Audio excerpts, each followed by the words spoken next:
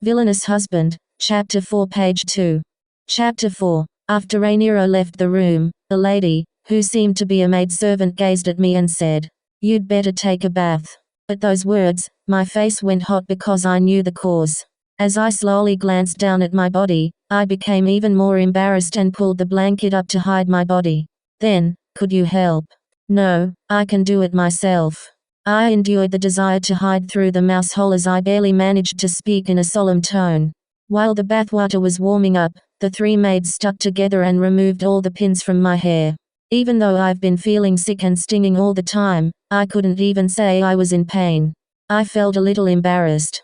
The maids then called the other servants who managed chores, and they picked up bed linen and other clothes that had been taken off and thrown away before leaving to do the laundry. Soaking in the flagrantly heated bathwater, it felt like all my tension was finally relieved. "Yeah, this is it." I was relieved. Rhaenyra is a man who doesn't look at his wife except on the first night. So, there will never be a chance to meet just the two of us in the future. It meant that there was no longer any reason for me to have my heart pumping like this and operate my brain to its fullest anymore. Perhaps, the official ceremony of the imperial family, I should be attending with Rhaenyra. At that time, I should be all right with the tension of the wedding, right? Of course, I can't be nervous. A disaster will happen the moment I lose my discipline because I get nervous. Looking back, the first night was the biggest turning point. And I've gotten over it pretty well. When Rhaenyra left the palace, he looked at me and said, "It's monotonous and boring," so he wouldn't be visiting me again. The immediate hurdle has been overcome. Now is the time to really think about the future. I rubbed my arms in the warm water and turned towards the maid who was waiting for me. "What is the date today?" The maid paused for a moment at the strange question. But, like a maid in the palace of Actilus, she responded quickly and politely without being rude. "It's May 19th, Your Majesty." "May 19th. Looking out through the bathroom window, I saw that the trees were still thickly covered with soft, pale green leaves. If that is the case, then there are about 7 months left until Rhaenyra meets Serafina. The two met in winter when the cold seemed to freeze even their lungs. Even more, the white winter accentuated Serafina's beauty, who has dark hair and blue eyes. It was a very snowy day. The reason Rhaenyra Actilus entered the temple was because it was snowing too much and it was difficult to advance. Oh, the temple referred to here is not a temple dedicated to Actila, the god of war, who is the deity of Actilus.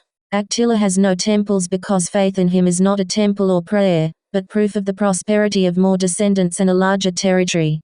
Feasibly, looking back on the original story, there seems to be a ritual, but in the original story, the temple where Rhaenyra first met Serafina was the temple of Tunia, the god of mercy. The followers of Tunia were wary of the Actilus Empire, though they could not refuse guests who wanted to visit, worthy of the name of the god of mercy. Well, the explanation ends here. My heart began to pound. 7 months. It's not even that far away. Until last night, all I could remember about Angelica was her name. However, as time passed, the memories of my body were slowly being absorbed into my mind. Angelica is the second princess of the Unro Kingdom. Other than that, she has an older brother and a younger sister. Remembering family relationships is a good sign. I assume it would probably come to mind slowly from knowledge close to me.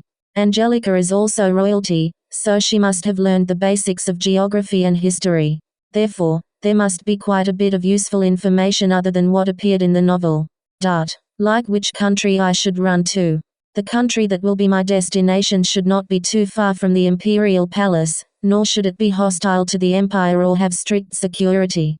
Even if the country is rich or weak, it doesn't matter, anyway. Even if the empire is swallowed up right away, if Rhaenyra crosses the line of Serafina in a few months, he will die and the empire that relied on the superior absolute monarch for all of its systems will immediately collapse. Once I escape, the empire will collapse before spring arrives. Rhaenyra, Serafina, and Eden. It would be a lie to say that I don't care about the catastrophe of the three people at all, however. If I care too much about it, Rhaenyra brings me back with Seraphi as a trophy. For now, let's put my survival first. After relaxing my muscles in the warm water, I changed into a comfortable indoor coat and sat down in front of the table in the bedroom. The food was of good quality, and the maids were blunt but professional. Just in time, I glanced around the maids who were serving tea. It's more professional than what I've seen in movies or novels.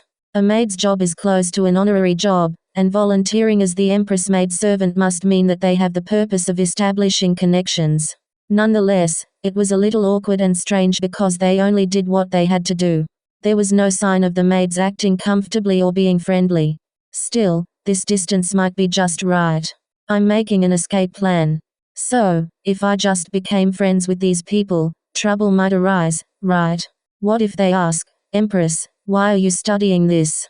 I'm not very smart, so I might try to hide and let something slip away unintentionally. If they do, it would be a big deal.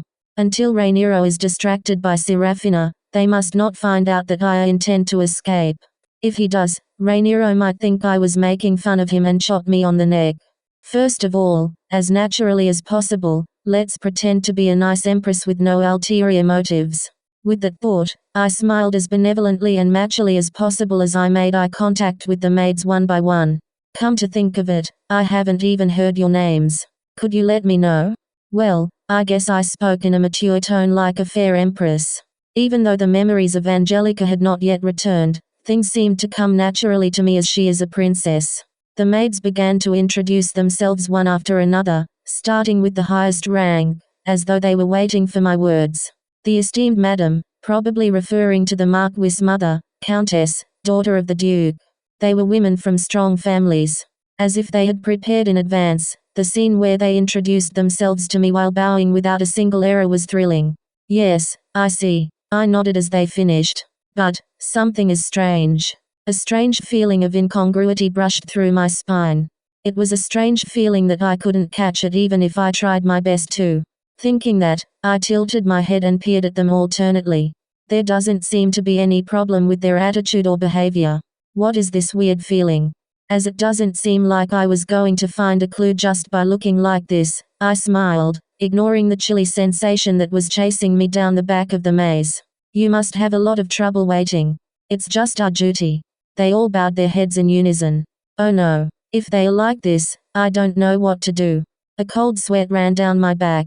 I only became an empress yesterday, so of course, I'm still not used to this kind of treatment. I moved on to the next topic quickly.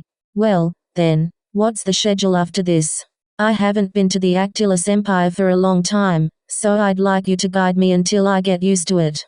That's, the Marquis' mother, who seemed to be the head of the maids, glanced at the other maids lining up behind her. Then, she bowed deeply to me and said, "There's no official schedule today, so you can rest well." Since I was told by Rhaenyra that he can see everything on my face, I tried to keep a poker face as much as possible. Still, the words of the Marquis' mother made my face turn red unknowingly. No matter how much I warmed up with a bath, the fatigue of the wedding ceremony, early night, and the travel from a distant place still made my body feel very heavy. If I can take a day off, that's fine. I coughed. I see, then I'll take it easy. Well, there is no need to start working on escaping from today. In the end, it's still 7 months away, isn't it? And so, I decided to take a day off. In the evening, until the end of the day, the maids stayed with me with that professional, expressionless expression. They didn't even try to start a conversation with me at all as well, so it was rather awkward and uncomfortable. It bothered me at first.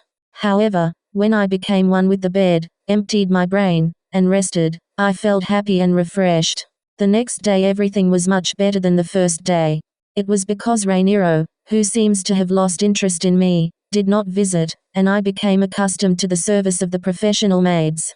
As soon as they woke me up, I washed my face and changed clothes before asking about my schedule, though they would say there was nothing special that day.